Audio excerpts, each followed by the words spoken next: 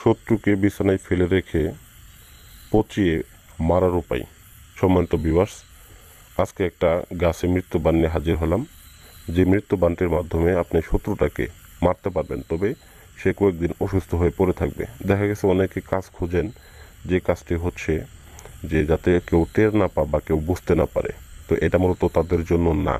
তো আমার কাছে অনেক বিদ্যা আছে, জিন চালানো আছে, যেগুলোর মাধ্যমে আপনারা শত্রুকে হুট করে ফেলে হুট করে হার্ট অ্যাটাকের মতো করে মারতে পারবেন। তবে এই বিদ্যাটা তা না। এই বিদ্যাটা দেখা গেছে যারা একজন মানুষকে জ্বালাইতে জ্বালাইতে কষ্ট দিতে দিতে অনিষ্ট করে ফেলছে তাদের জন্য। তো সেক্ষেত্রে আপনি তাকে কষ্ট দিতে দিতে দিতে দিতে তারপরে মারতে পারবেন এই বিদ্যাটার মাধ্যমে। তো কিভাবে করবেন, চলুন শুরু করা যাক।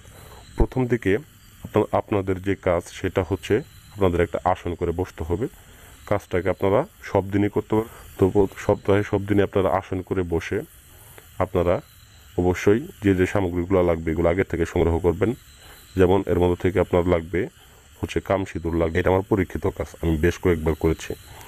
তো মূলত এখানে দেখেন যেভাবে আমি লিখেছি ঠিক একইভাবে লিখবেন, কারণ নকশাতে ভুল করবেন না। নকশাতে ভুল করলে আপনার কাজটা হবে না। তো এই জন্য দেখা গেছে অনেক সময় অনেক আপনারা ট্রাই করেন, চেষ্টা করে থাকেন, কিন্তু কাজ হয় না। তো হতাশায় ভোগেন, টাকা পয়সা নষ্ট করেন। তো সেই জন্য আমি মনে করি যেটাই করেন তাড়াহুড়া করে করবেন না, ধীরে স্থিরে করবেন। তো এই 7 দিনের যে কাজটা আছে এই কাজটা ধীরে স্থিরে ফলাফল পাইলেও দেখা গেছে সুন্দরভাবে আপনি ফলাফল পেয়ে যাবেন। তো কামসিঁদুর দ্বারা নকশা দেখা গেছে অরিজিনাল জিনিসের দাম দেন কিন্তু পান 2 নাম্বার জিনিস। তো আমরা মূলত ইন্ডিয়া থেকে জিনিসপত্র আনার পরে কাজ করি। তো এবং কিছু কিছু জিনিস আমাদের স্থানীয় এলাকাতে পাওয়া যায়, যেগুলো আমরা প্রত্যেকটা কাজে খরচ যখন যে কাজ করি ওই সময় আমরা ওই অনুযায়ী জিনিসপত্র কিনে আনি, কাজ করি। তো তাৎক্ষণিক সেই ক্ষেত্রে এই বানটা কাটানোর কোনো উপায় নেই। সেক্ষেত্রে শত্রু ধুকে ধুকে বিছানার ভিতরে পচবে। এটা আমার পরীক্ষিত কাজ, 100% ফলাফল পাবেন, মিস হবে না। তবে মনোযোগ সহকারে, একাগ্রতা সহকারে, ভক্তি সহকারে এবং কাজটার উপর বিশ্বাস রেখে কাজ করতে হবে। যদি বিশ্বাস না থাকে তাহলে কাজ করবেন না।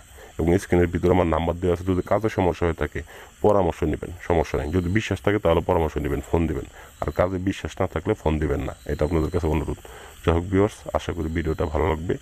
ভালো লাগলে লাইক করবেন, কমেন্ট করবেন এবং আমার চ্যানেলটাকে সাবস্ক্রাইব করতে ভুলে যাবেন।